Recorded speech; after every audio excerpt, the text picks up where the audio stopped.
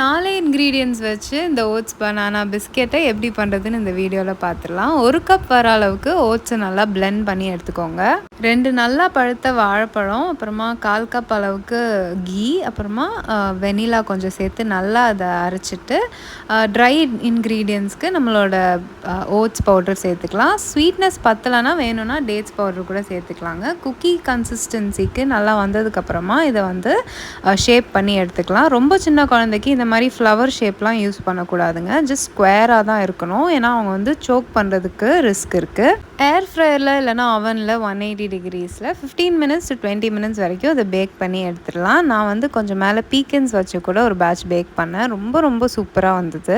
Room டெம்பரேச்சரில் 3 to 4 days வரைக்கும் கூட ஸ்டோர் பண்ணிக்கலாங்க. ஸோ இந்த ஹெல்தியான ரெசிபியை நீங்களும் ட்ரை பண்ணிங்க அப்படின்னா ஒரு ஃபோட்டோ எடுத்து ஸ்டோரியில் என்னையும் டேக் பண்ணிக்கோங்க. இதே மாதிரி வேறு வீடியோவில் சந்திக்கலாம். அது வரைக்கும்